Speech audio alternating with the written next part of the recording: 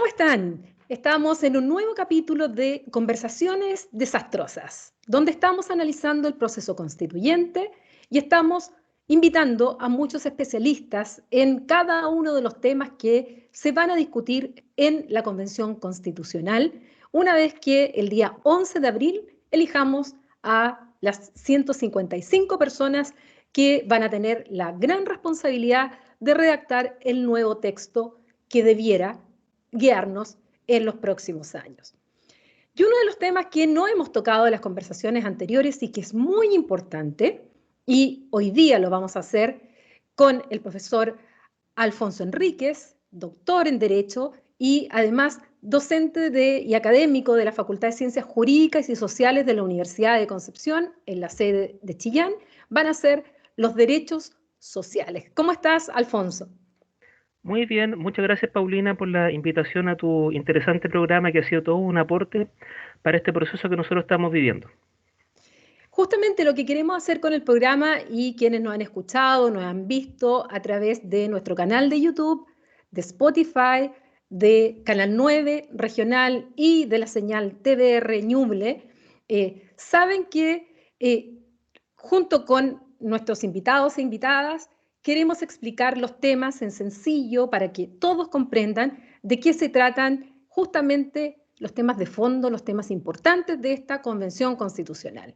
Y en esto los derechos sociales son muy importantes y están en debate también porque no hay unanimidad respecto a cómo deben o no deben ser incorporados estos en la Constitución. Pero para comenzar, Alfonso, ¿dónde ubicamos nosotros los derechos sociales? ¿Están dentro de qué grupo? ¿De qué estamos hablando cuando hablamos de derechos sociales? Mira, aquí hay varias formas de poder analizarlo. Una distinción tradicional es la que distingue entre los derechos de defensa o derechos civiles y los derechos sociales o derechos de prestación. ¿Cuál es la diferencia según esta clasificación tradicional? La diferencia está en que los derechos de defensa generan una obligación de no hacer al Estado. Por ejemplo, con el derecho a la vida, ¿cómo cumple el Estado con su deber en esta materia? No atentando en contra de la vida de los ciudadanos, ¿ya? Mientras que los derechos de prestación como los derechos sociales, generan obligaciones positivas al Estado. ¿Cómo cumple el Estado con sus deberes en materia de educación, salud? Bueno, construyendo escuelas, hospitales. Entonces, mientras en un caso el Estado tiene que abstenerse para cumplir con sus deberes, en el otro supuesto el Estado tiene que hacer algo, ¿ya? Construir escuelas, hospitales, etcétera. Sin embargo, y me adelanto quizá un poco, esta distinción es poco aceptada hoy en día, ¿ya? Porque en realidad no existen garantías que sean solo de defensa y garantías que sean solo prestacionales. Existe un continuo. ¿Y cómo podemos llegar a esta conclusión? Si nosotros ponemos nuestro foco en las obligaciones internacionales que asume el Estado. Y en esta materia, respecto de cada garantía, el Estado asume tanto deberes positivos como deberes negativos. Por ejemplo, con el derecho a la vida. Es cierto que para garantizar este derecho el Estado tiene que no hacer algo, no atentar en contra de la vida de sus ciudadanos, pero también tiene que hacer algo, vale decir, generar las condiciones mínimas para que la vida pueda llevarse a cabo en condiciones más o menos dignas. Por lo tanto, esa distinción tajante que se mantuvo durante tanto tiempo, hoy en día está bastante dejada de lado. Por eso es que se habla más bien de derechos preferentemente prestacionales y de derechos preferentemente de defensa, para hacer ver que en el fondo cada garantía fundamental genera deberes tanto positivos como negativos para el Estado.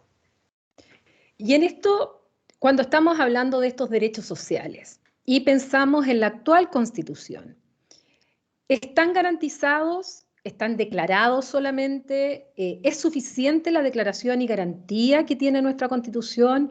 ¿O es necesario avanzar mucho más justamente en este tipo de derechos frente a otros derechos que también están reconocidos en la Constitución y que pareciera ser que el acento está más en otro tipo de derechos más que en esto de los cuales estamos conversando? ¿Qué opinas tú al respecto? Mira, una breve historia o una introducción histórica súper breve. ¿Qué pasa? Que para el constituyente del año 80, el gran enemigo a derrotar era el Estado. ¿Ya? Estamos en el contexto de la Guerra Fría, ¿no es cierto? Y se asume una cierta concepción de los derechos sociales y de los derechos fundamentales en términos generales. Y en esta concepción, los derechos fundamentales se entienden como límites al Estado, vale decir, surgen como una forma de frenar el actuar del Estado, ¿ya? Porque hay que recordar cuál es el contexto histórico, social, dentro del cual se redacta la constitución actualmente vigente. Sin embargo, esto va a traer una consecuencia, y la consecuencia va a consistir en que nuestra Carta Fundamental, si bien va a reconocer ciertos derechos que podríamos llamar sociales, como el derecho a la educación, derecho a la salud, al trabajo, ¿no es cierto?, a la seguridad social, los reconoce solamente como libertades, ¿ya? Vale decir, como límites al poder del Estado. Y de ahí la manera en cómo se garantiza la libertad de enseñanza o la libertad, por ejemplo, para elegir el plan de salud, ¿ya? Vale decir, los derechos se conceptualizan como límites y no como títulos que habiliten al Estado para perseguir ciertos fines socialmente deseables, ¿ya? Por eso que la manera en cómo los derechos sociales están conceptualizados en nuestra Carta Fundamental están garantizados solo como libertades, pero no como verdaderos derechos sociales, ¿ya? Por lo tanto, en el nuevo pacto social, esto tendría que avanzar hacia una conceptualización mucho más compleja, mucho más adecuada de lo que son las garantías sociales, en donde se reconozca tanto su dimensión de libertad como su dimensión propiamente prestacional. Y eso implica un diseño completamente nuevo de garantías como el derecho a la educación, como el derecho a la salud, a la seguridad social y a otras garantías sociales que se puedan incorporar. Y eso va a suponer también una redefinición del papel del Estado como garante de estos derechos. Y en ese sentido, ¿qué opinas tú respecto a que algunos señalan que el establecer estos derechos sociales ya no como límites, sino que como derechos y al mismo tiempo establecer garantías, es decir, que las personas puedan exigirle al Estado, es decir, la exigibilidad hacia el Estado, pudiera traer problemas porque se podrían judicializar más estos temas, que además tienen mucho que ver con los recursos que tiene el Estado y que hay estados donde pueden darse, comillas, el lujo de tener un sistema de este tipo, como por ejemplo el sistema alemán, pero que en países como el nuestro, dicen ellos, aquellos que sostienen esta posición, no es posible y que sería en el fondo un riesgo porque estaríamos judicializando todo el tiempo estos derechos sociales que uno esperaría que se cumplieran en la práctica. ¿Qué opinas tú respecto a esa posición que la he escuchado bastante en esta discusión constitucional? Mira, me gustaría hacer una distinción para poder responder a esta pregunta. La voy a responder al tiro, pero primero me gustaría hacer una distinción. Los derechos sociales comprenden dos grandes dimensiones, ¿ya? Una dimensión distributiva, que lo podemos tocar enseguida, que es muy importante y que ha estado un poco oculta en el debate, y la dimensión adjudicativa, que se vincula con la posibilidad de exigir judicialmente estos derechos. Vamos con esta segunda dimensión, que es para responder a la pregunta que me has formulado. Mira, hay ciertos argumentos que se dan generalmente para negar la posibilidad de exigir judicialmente estos derechos. Por ejemplo, un argumento muy tradicional indica que los derechos sociales no son verdaderos derechos, ¿ya? Ahora, esto podría parecer sorprendente, ¿ya? Porque lo que pasa es que, curiosamente, en la actual Carta Fundamental, los derechos sociales están en el capítulo sobre los derechos y libertades fundamentales, vale decir, no se conceptualizan como principios, ¿ya? Sería distinto, para abrir un paréntesis, si uno toma el ejemplo de la Constitución española, donde los derechos sociales están normados en tres partes de esa Carta Fundamental, como derechos de los ciudadanos, pero como principios de la Carta Fundamental también. Entonces, en el caso de la Constitución española, hay algunos derechos sociales que no están conceptualizados como derechos, sino que como principios, ¿ya? Pero es algo distinto de lo que ocurre en nuestra Carta Fundamental, ¿ya? Y, y puede parecer muy sorprendente porque a nivel de los tratados, que es un aspecto que tenemos que tener siempre muy presente, los derechos sociales se conceptualizan como verdaderos derechos fundamentales, como derechos humanos, que generan obligaciones al Estado, ¿ya? Por lo tanto, aquí no es aceptable ese argumento que sostiene que los derechos sociales serían meros principios, ¿ya? Otro argumento que se suele dar, y tú lo mencionaste un poco al pasar, es que los derechos sociales son caros, ¿ya? Entonces, como son caros, van a depender de cuántos recursos tenga el Estado. Eso es cierto, pero ojo, ¿ya? Eso es cierto no solo para los derechos sociales, eso es cierto para todos los derechos fundamentales. Hay algo que no se menciona tanto, pero la mantención del Estado de Derecho, de la democracia y de los derechos fundamentales requiere recursos, ¿ya? Vale decir, los tribunales no se mantienen solos, sino que se mantienen vía impuestos. Lo mismo pasa con las policías, etcétera. Vale decir, el aseguramiento de todos los derechos fundamentales supone costos para el Estado. Si el argumento económico fuese un buen argumento, eso significa que no, o sea, eso significaría que no habría que reconocer ningún derecho fundamental, porque todos son caros, ¿ya? Claro, algunos dicen, ¿cómo los vamos a hacer exigibles? ¿Ya? Bueno, el argumento de la exigibilidad hay que tomarlo con algún cuidado porque supone lo siguiente, ¿ya? Para ponerlo en términos simples. Mira, voy a darte un ejemplo. Nosotros tenemos en Chile la ley de enfermedades de alto costo, que establece un fondo para aquellas enfermedades, ¿no es cierto?, que suponen un alto costo para los pacientes, ¿ya? La ley Recarte Soto, conocida seguramente. El punto es el siguiente.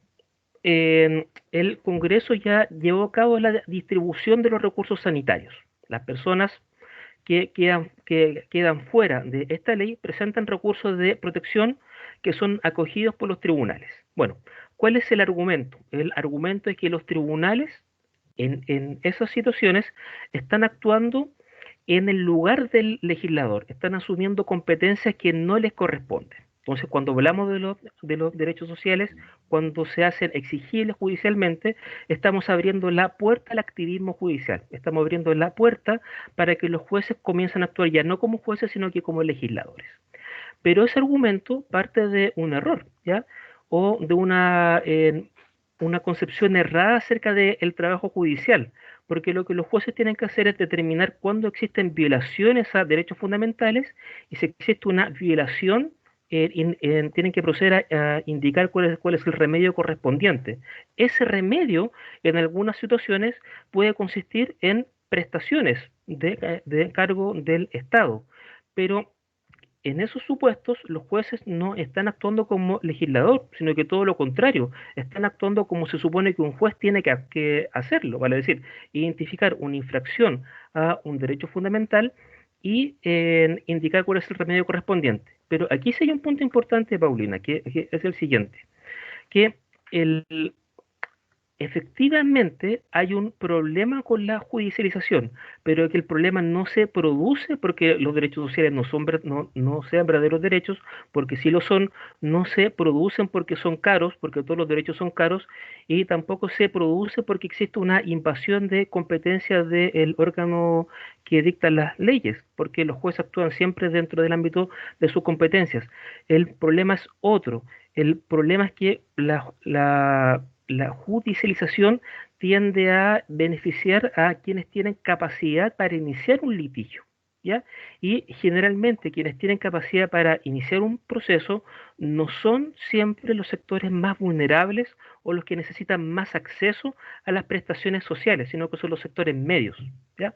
Por lo tanto, el verdadero problema con hacer exigibles los derechos sociales no está en esos argumentos que se oponen a ello, sino que está en una cierta visión que pareciese que se fuese a solucionar todo con otorgar efectivamente herramientas jurisdiccionales para hacer exigibles esos derechos, porque eso nos reenvía a la primera parte que yo te mencionaba, que la dimensión más importante de los derechos sociales y donde tenemos que poner el foco en la discusión que se está iniciando es la dimensión distributiva antes que adjudicativa. Ahí es donde va a estar la verdadera batalla y el verdadero problema que convoca estos derechos.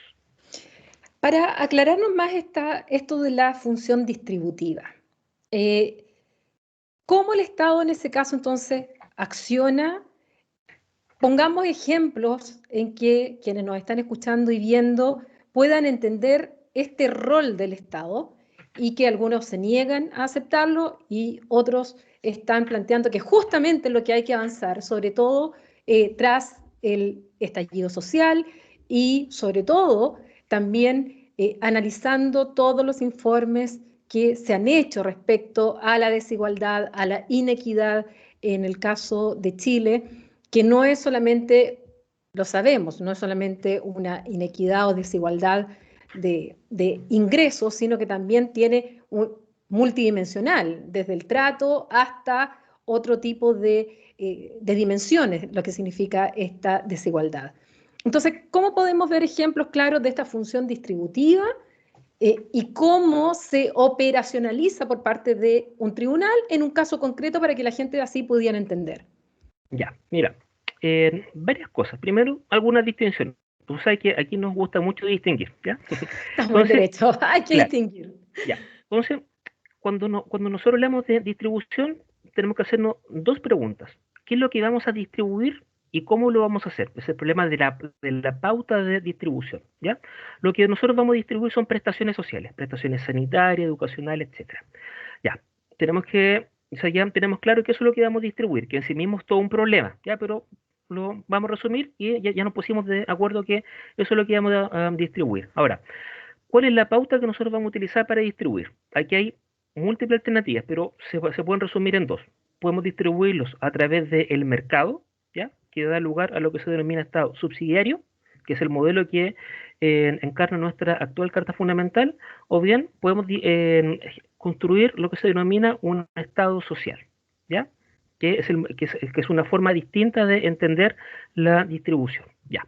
Vamos brevemente al modelo de Estado subsidiario. ¿Ya? En este Estado, la distribución de las prestaciones sociales se deja en manos del mercado. Es lo que ocurrió en Chile precisamente con el derecho a la educación, vale decir, la introducción del financiamiento vía voucher, lo que buscaba era construir un mercado educacional, porque se asumía una tesis, y la tesis era que los colegios, particular subvencionados, ¿no es cierto?, pero los colegios públicos también, ¿no es cierto?, que iban a recibir esta subvención, al recibirla iban a poder competir entre sí por incorporar a las familias, a los estudiantes, y de esa forma, a través de la competencia, no olvidemos esa palabra, a través de la competencia, se iba a mejorar la educación. ¿Cuál es el problema que genera este modelo de distribución de los derechos sociales a través del mercado? Es que genera un problema de segregación, ¿ya? Es lo que ocurrió precisamente con el derecho a la educación, lo que ocurre con el derecho a la salud. Si tú tienes 1.000, puedes acceder a una salud, a una educación de 1.000. Si tienes 5.000, puedes acceder a una educación de 5.000, y así. Por lo tanto, se va generando un proceso de exclusión social, ¿ya? Y se generan eh, verdaderos guetos educacionales, ¿no es cierto?, donde los educandos solamente van a convivir con niños, ¿no es cierto?, o con otros estudiantes de su misma condición social. Y eso, los especialistas en estas materias están bastante de acuerdo en que produce muchos efectos bastante muy negativos para la construcción de una verdadera, o sea, de una sociedad mucho más incluyente, mucho más respetuosa de los derechos fundamentales, ¿ya? Pero frente a este modelo del mercado, nosotros tenemos el modelo del Estado social. Ahora, el modelo del Estado social, y no lo olvidemos, es una forma de distribuir la escasez, ¿ya? Los recursos sanitarios son escasos, los recursos educacionales son escasos. Entonces, ¿cómo lo hacemos para distribuir esa escasez? podemos hacerlo a través del mercado, que es la forma que asume nuestra Carta Fundamental, pero podemos hacerlo de una forma distinta, vale decir, construyendo servicios sociales universales, ¿ya? ¿Cómo se puede conseguir esto? ¿Ya? Esto se puede conseguir sacando, ¿no es cierto?, bienes cuya satisfacción se generaba a través del mercado y construyendo servicios sociales o prestaciones con un carácter universal. ¿Ya? Entonces, eso supone dos pasos para dar dos ejemplos concretos. Uno, una reconstrucción de la educación pública, ¿ya? Algo que tendría que estar en la nueva Carta Fundamental y avanzar, por ejemplo, hacia un seguro único de salud, ¿ya? Donde tú tendrías prestaciones universales garantizadas para todos. ¿Es posible hacerlo? Es posible hacerlo.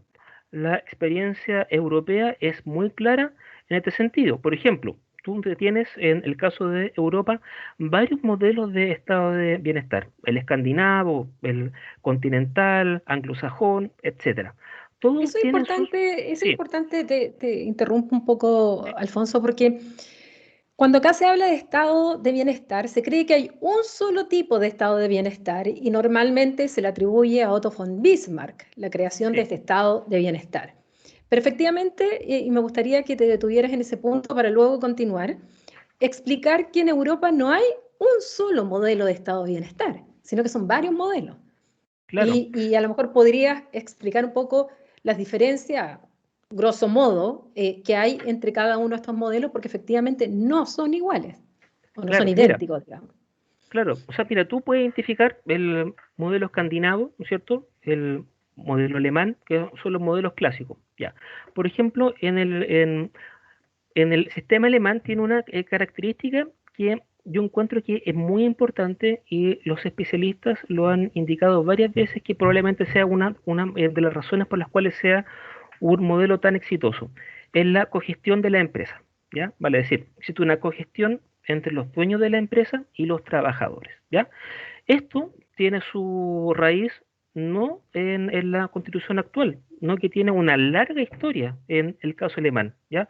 Incluso antes de la Primera Guerra Mundial, ya que hunde sus raíces en la segunda mitad del siglo XIX aproximadamente.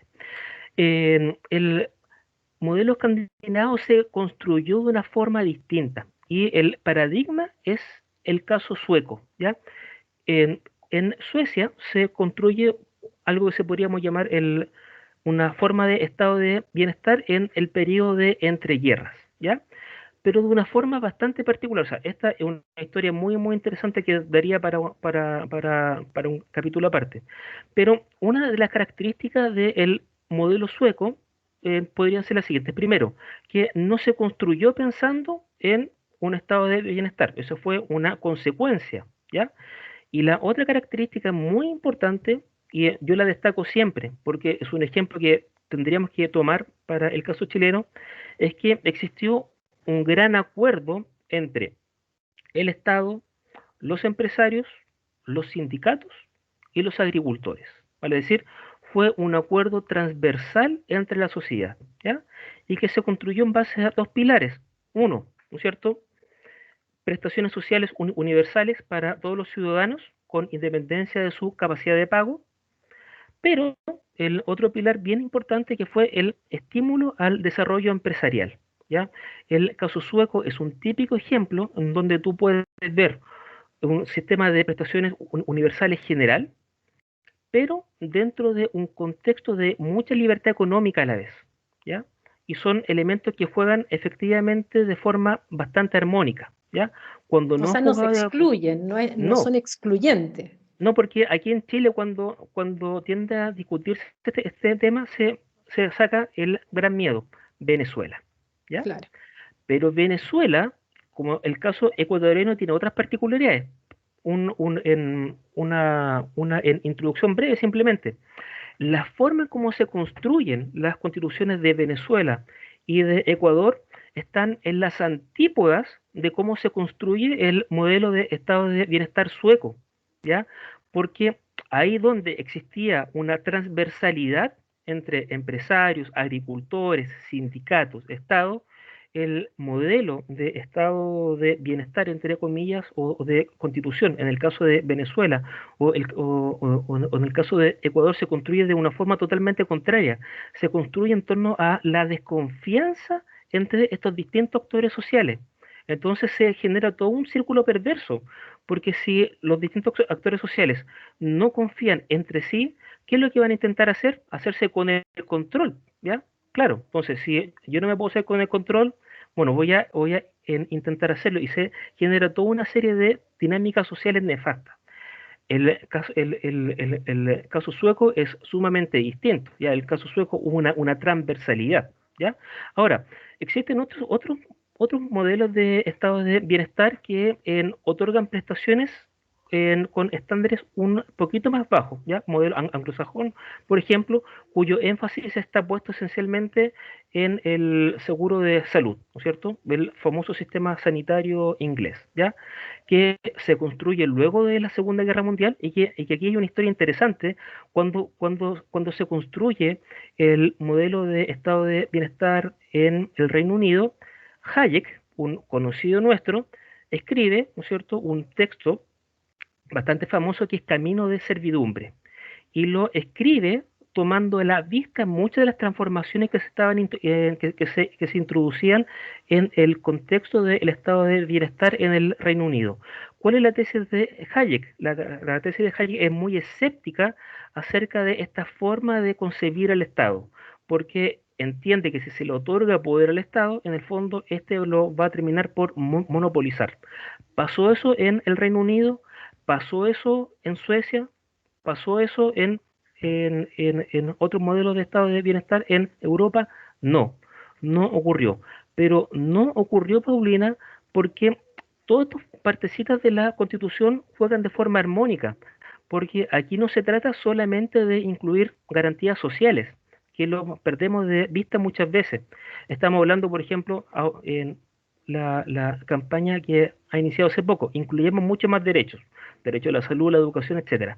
Sí, pero hay que tener mucho cuidado, porque lo que pasa es que no se trata solo de empoderar al Estado, sino que cuando construyamos la nueva Carta Fundamental tenemos que construir nuevos controles, ¿no es cierto?, para mantener a raya también el Estado, que fue que es lo que hace exitoso los modelos de estado de bienestar escandinavo, alemán, francés, en Inglaterra también, donde no solo se entregan prestaciones sociales universales, sino que se generan mecanismos para mantener a raya el Estado también, ¿ya? Así que esas dos partes de la Constitución, la parte orgánica con la parte dogmática, cuando hablamos de los derechos fundamentales, tienen que jugar de forma bastante armónica, precisamente para que no ocurran estos fenómenos que hemos visto en otras partes del continente.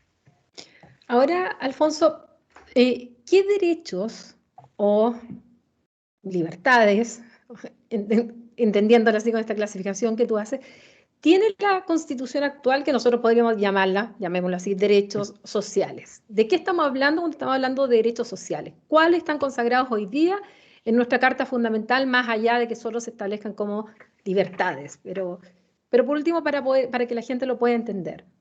Mira, ¿De qué estamos hablando? tú lo que tienes, por ejemplo, hay ciertas menciones a a algunos derechos sociales, como el derecho a la educación, como el derecho a la salud, como el derecho a la seguridad social. Se hace referencia a el derecho de el trabajo también, pero en cada una de estas garantías, ¿no es cierto?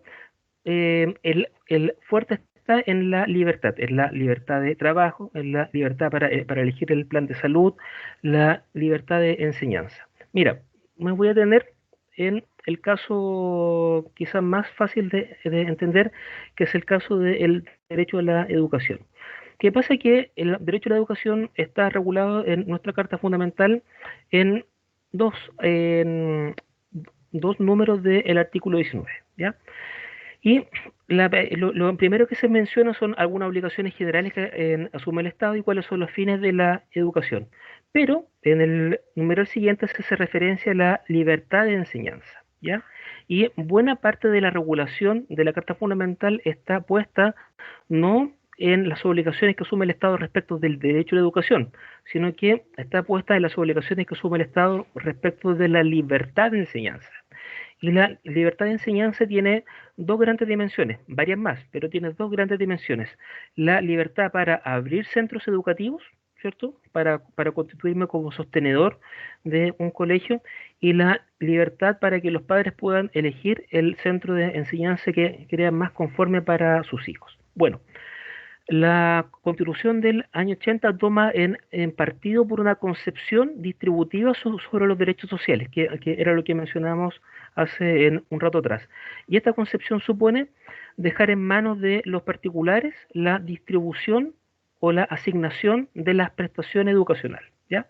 Y esto se hace empoderando, ¿no es cierto?, o construyendo todo un sistema educacional cuyo fuerte va a estar puesto en la libertad del sostenedor. Y fíjate lo que pasa acá, un repaso histórico. La LOCE, antigua LOCE, en- permite la creación de colegios, ¿no es cierto?, a el sostenedor prácticamente sin ningún requisito, ¿ya? O sea, prácticamente sin ninguna exigencia tú podías crear un establecimiento educacional. O Y sea, así como durante podías años. abrir un negocio Claro, de abarrotes, podías abrir un colegio para educar a quienes efectivamente. llegan. Ya. Y eso tiene muchas consecuencias, ¿no es cierto? O sea, primero tú podías establecer el precio de la matrícula, algo que se reguló después, ¿no es cierto? Podías crear condiciones para determinar cuáles educandos, cuáles estudiantes podían acceder o no a tu establecimiento educacional. Podías discriminar según el proyecto educativo, ¿ya? Entonces, si no se satisfacían esas condiciones, ese educando quedaba fuera, ¿ya? Y tenía que optar por otro colegio o ir al sistema público. Y Bueno, al final aquí pasó eso, algo, sí, ¿no? perdón, eso al final te provoca que tal libertad no existe. Po. Claro, es que a eso iba, porque lo que pasa es que aquí se produce lo siguiente. Si en el fondo solamente pueden acceder a la educación quienes tengan recursos, eso significa que aquellos que no tienen recursos se van a tener que, y ojo con la expresión que voy a utilizar, se van a tener que conformar con la educación pública. ¿Ya? Fíjate, conformar con la educación pública. Entonces, eso es lo que pasa con el derecho a la salud. Bueno, si tú no tienes para pagar tu ISAPRE, te tienes que conformar con FONASA. ¿Dónde voy con esto? ¿Qué pasa? Que la obra de la dictadura y de la constitución terminó por destruir el sentido de lo público, ¿ya? Vale decir, terminó por destruir eso que nos reúne a todos como ciudadanos en, que formamos parte de una comunidad de iguales, ¿ya? Vale decir, la idea de lo público supone que los ciudadanos o los habitantes de un país forman parte de una comunidad política como iguales, ¿ya? Y en tanto iguales tienen derecho a que el Estado les satisfaga o garantice las condiciones básicas para que puedan llevar a cabo su plan de vida, ¿ya? Y para yo poder llevar a cabo mi plan de vida, no es suficiente o no basta con que el Estado se abstenga de hacer algo, sino que tiene que llevar a cabo un accionar positivo también, ¿ya? Entregando prestaciones de salud, de educación, habitacionales, seguridad social, ciertas condiciones mínimas en materia de trabajo, etcétera, ¿ya? Pero si el Estado no cumple con eso, yo ya no participo en esta comunidad como un igual, ¿ya? Sí, y se va generando toda una sociedad mucho más fragmentada.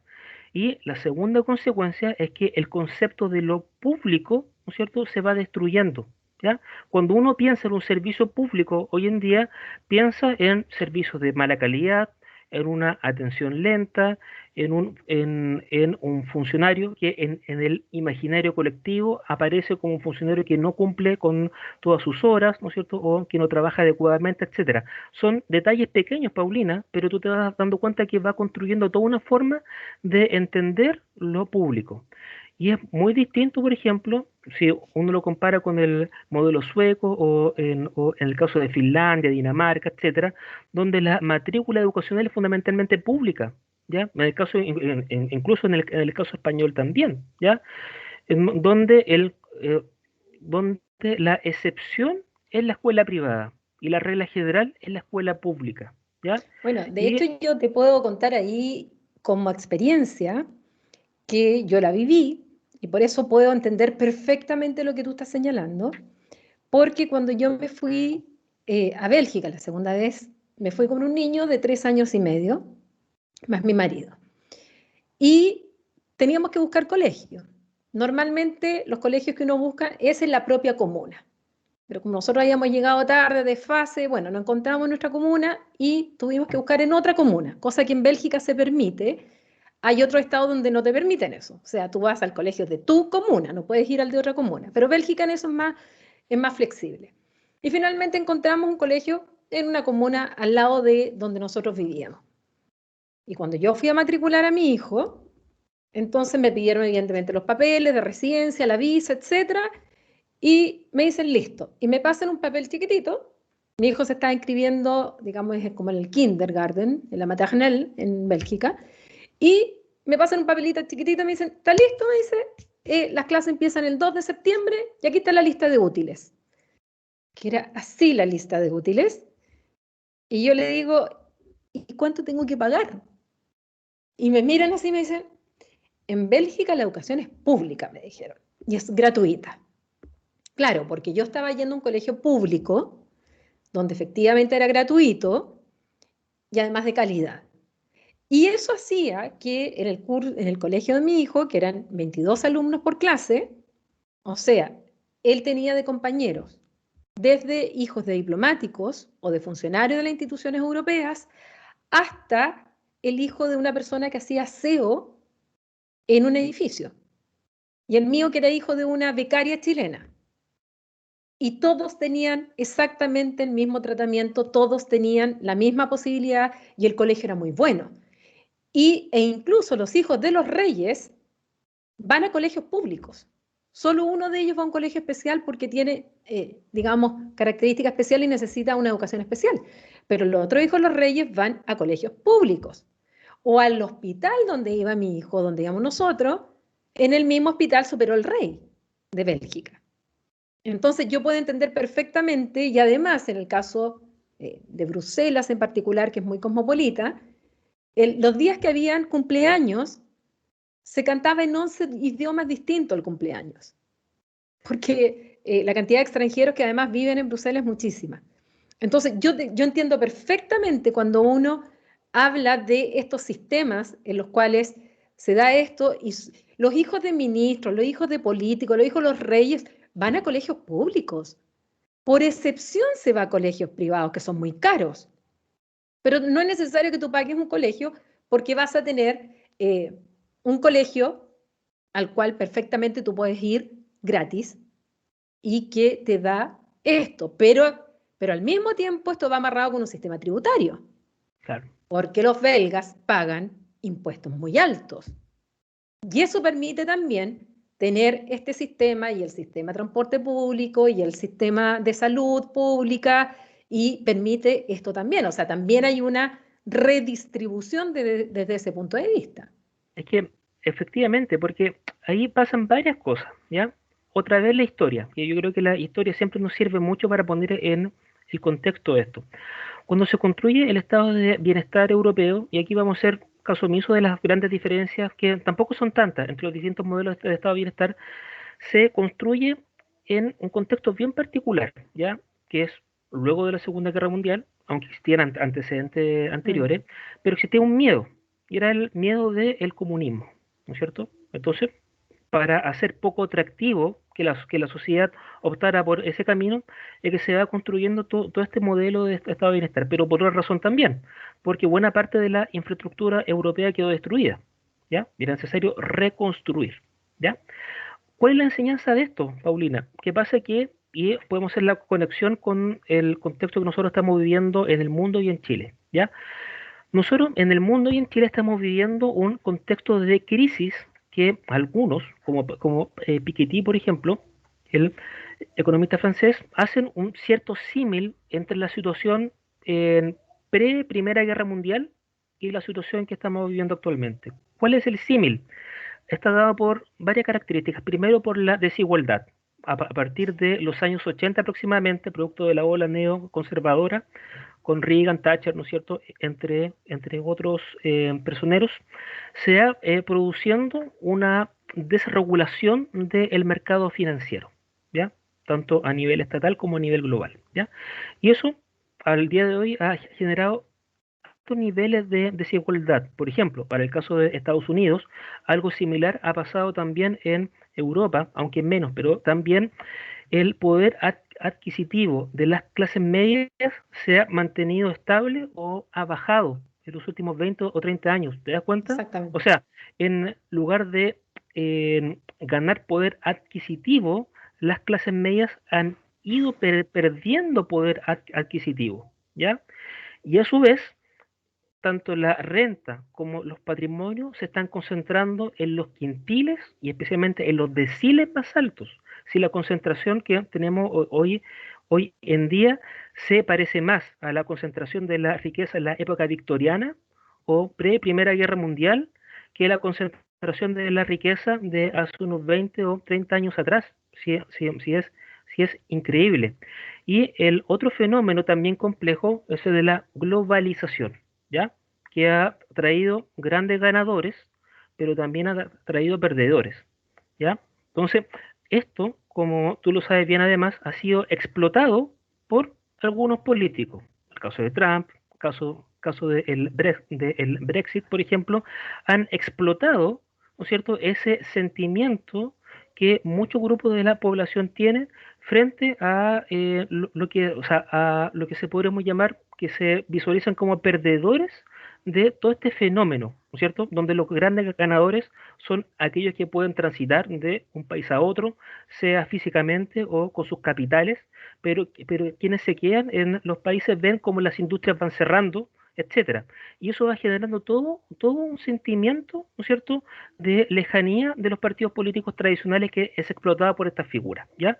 Entonces, ocurrió en el caso en Alemania nazi, ¿ya? Por ejemplo, en el caso en Alemania nazi, antes que llegara al poder el partido nazi, la política alemana estaba sumamente fragmentada y todos los partidos políticos estaban complotando, entre comillas, contra la democracia alemana, ¿ya? Incluso la socialdemocracia, ¿ya? O sea, el Partido Comunista, los sectores conservadores que querían una vuelta atrás, ¿no es cierto?, de la experiencia pre-Primera Guerra Mundial, etcétera. Y ahí llegó Hitler, ¿no es cierto?, que explotó ese sentimiento de parte de la ciudadanía. Bueno, lo que estamos viendo acá es algo similar. Bueno, ¿cuál es la enseñanza de la construcción del estado de bienestar? Que todos estos fenómenos, ¿no es cierto?, que son globales, pero que son nacionales, que están marcados por crisis económica, por una alta desigualdad, pueden ser, o sea, pueden conducir a un estallido populista, como ha ocurrido muchas veces en la historia, pero pueden conducir, bien llevados, hacia la construcción de una sociedad mucho más igualitaria, ¿ya? Que es lo que ocurrió efectivamente en Europa luego de la Segunda Guerra Mundial. Por lo tanto, este escenario que nosotros estamos viviendo de alta desigualdad, alta concentración en riqueza, ese sentimiento de animadversión frente a los partidos tradicionales, ¿no es cierto?, En- puede llevar por una pendiente, o sea, puede llevar un pasillo oscuro, pero puede llevar también a una renovación del pacto social sobre otras bases. Pero para eso, y yo por eso insisto que la experiencia sueca históricamente, no desde el punto de vista constitucional o legislativo, sino que la experiencia histórica sueca es muy importante porque lo que ocurrió ahí fue un acuerdo transversal entre, como yo te lo comentaba hace un minuto, entre los sindicatos, entre los agricultores, entre los empresarios también, ¿ya? Porque era eso, ¿no es cierto? O seguir otros caminos que estaban ocurriendo en esa misma fecha en Europa. En ese análisis, Alfonso, ¿cómo crees tú cuáles serían los elementos fundamentales que debieran tener en consideración estas 155 personas que van a redactar el texto constitucional? Porque estamos en un momento además crítico en el sentido de que estamos en pandemia, los efectos de la pandemia ya se están sintiendo, pero se van a seguir sintiendo. América Latina es el continente más afectado por esta enfermedad, por la COVID-19. Al mismo tiempo hay mucha fragilidad, desconfianza en las instituciones, pero el 25 de octubre surgió una esperanza, vimos cómo había una razón por la cual ir a votar Y hubo un relato que llamó a mucha gente a ir a votar, pese a las condiciones sanitarias y a las restricciones, y que en algunas partes ni siquiera tenían movilización para poder llegar al lugar, y tal vez por eso también en algunos lugares hubo más baja votación. Pero sin embargo, surgió esa esperanza que una de las grandes dudas es si se va a seguir manteniendo para que el 11 de abril tengamos la misma cantidad de gente que vaya a votar. Todavía no sabemos qué va a pasar por la pandemia, pero por lo menos ya empezamos el proceso de vacunación, que es una muy buena noticia.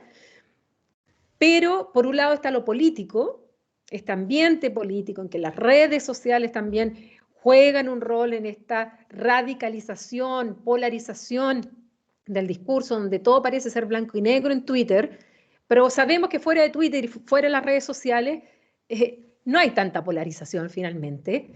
Y estas 155 personas van a tener que sentarse a negociar, porque no va a ser la constitución de uno la que se va a imponer por sobre el otro.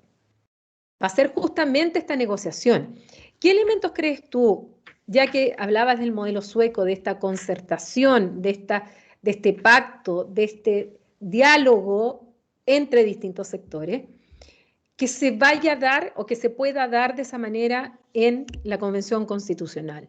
Porque la Convención Constitucional puede ser un enorme éxito, como también podría ser un enorme fracaso. Aquí no hay nada, determinado, hay mucha incertidumbre, y por eso que estamos haciendo estos programas también, para que la gente vaya sabiendo lo que es importante al momento de elegir a quienes los van a representar en esta Convención Constitucional. Mira, es una pregunta súper compleja, ¿ya? Antes de Casi siempre responder, dejo las preguntas ya, complejas para el final. ya, voy a responder, pero agrego otro elemento para que todo esto sea más complejo. El tema ambiental, la crisis climática. Chile, uno de los países, también tú lo sabes muy bien, que va a ser o está siendo más afectada por el cambio climático. O Así sea, es. tú tienes un escenario de polarización, desigualdad, concentración de la riqueza, problemas climáticos, o sea, parece todo oscuro, ¿cierto? Pero hay esperanza. Yo soy una persona de esperanza, ¿ya? Mira, es súper compleja la pregunta porque depende de factores estructurales y coyunturales, ¿ya? Mira, yo a diferencia de muchos, creo que la crisis que nosotros estamos viviendo está siendo contenida, y esto es políticamente incorrecto decirlo, ¿ya?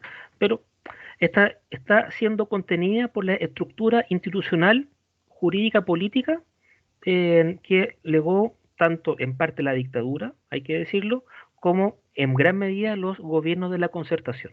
¿Ya? O sea, aquí pudimos para parafrasear a Acemoglu y Robinson en su texto sobre el pasillo estrecho, que yo lo recomiendo mucho. Nosotros pudimos haber salido del pasillo de la estabilidad social y el desarrollo, ¿no es cierto? Y haber caído en una zona gris, oscura, mucho más compleja, ¿ya? Pero si no ocurrió, fue gracias a las instituciones jurídicas, políticas, ¿no es cierto?, sociales que nosotros tenemos en el país que contuvieron el estallido social, ¿ya?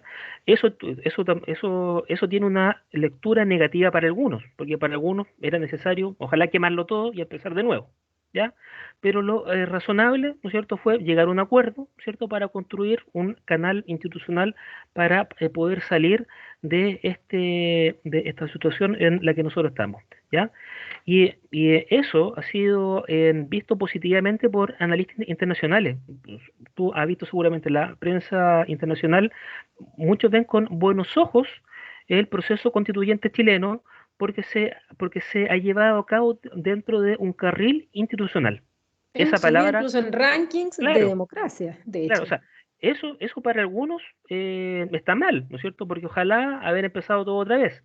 Pero si uno revisa la historia, ¿no es cierto? Si uno un poco más mesurado, o sea, esa es la forma correcta de hacerlo, ¿ya? A través de el diálogo consenso. Entonces, hay factores estructurales que están en juego.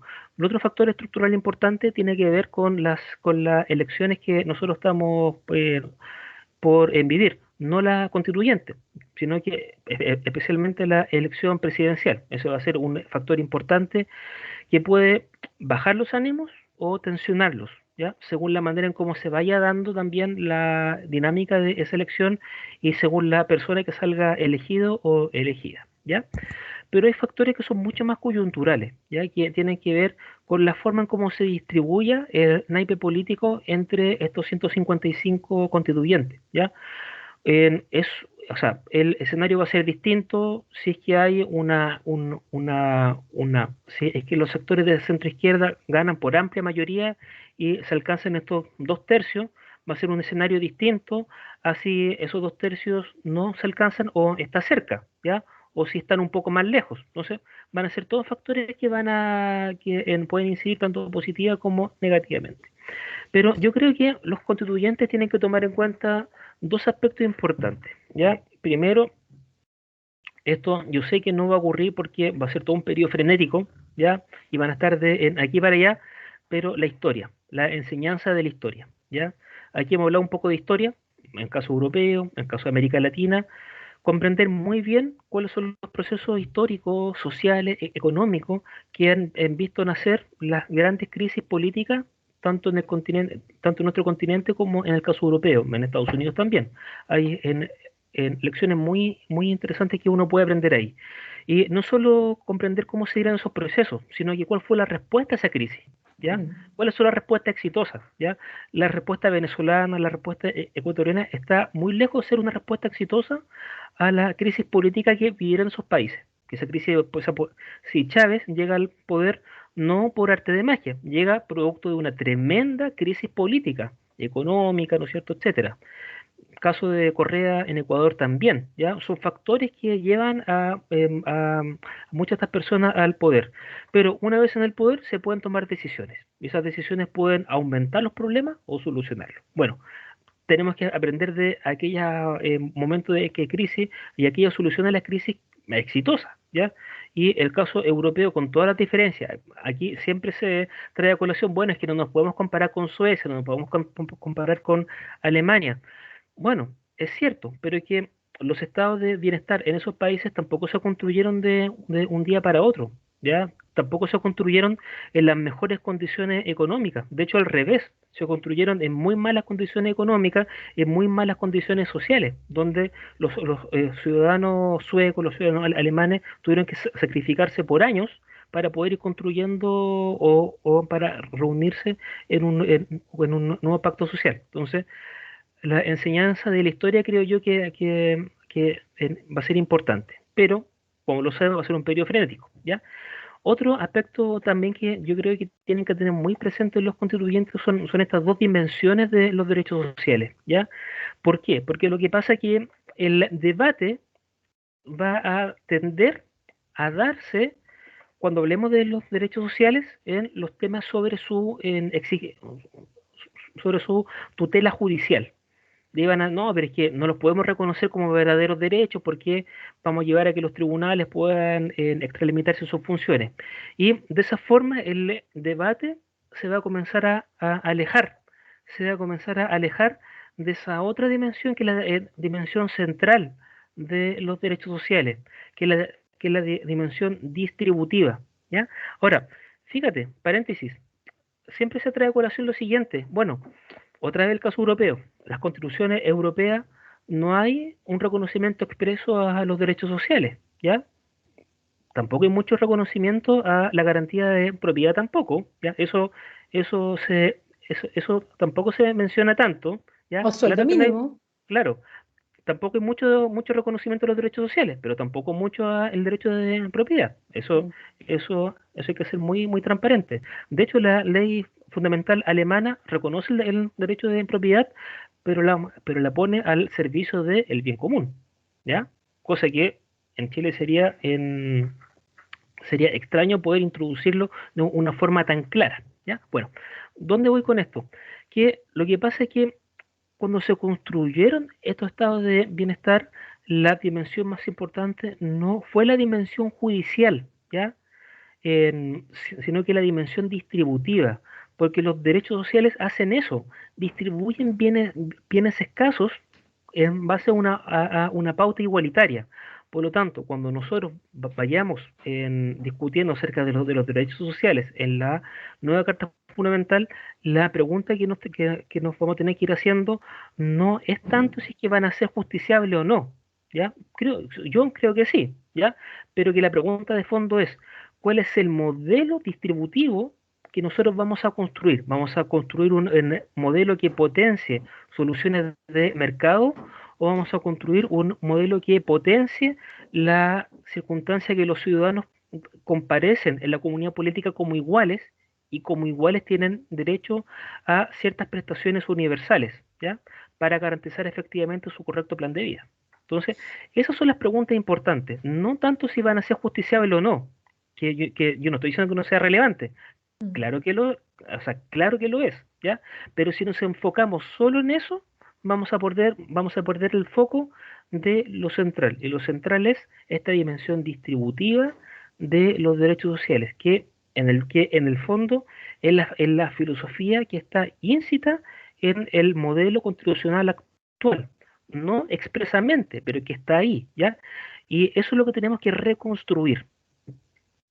Bueno, Alfonso, yo te quiero dar las gracias porque quedó clarísimo y los temas fundamentales de este debate, que de hecho es uno de los grandes debates cuando vemos cuáles eran las causas o las principales demandas en el estallido social, justamente tenían que ver con esto.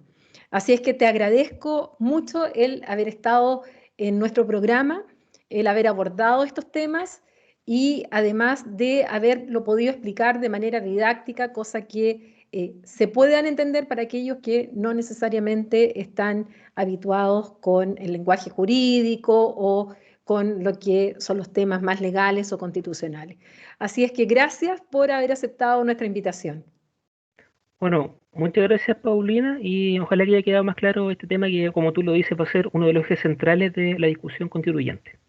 O sea, absolutamente. Así es que yo recomiendo, como siempre, a aquellos candidatos y candidatas que quieren llegar a la convencional, que vean nuestros programas, que vean cada uno de los capítulos donde hemos ido abordando distintos temas que son justamente de lo que van a tener que discutir, negociar, plantear sus posiciones para que esto quede reflejado en el texto que después vendrá el plebiscito de salida.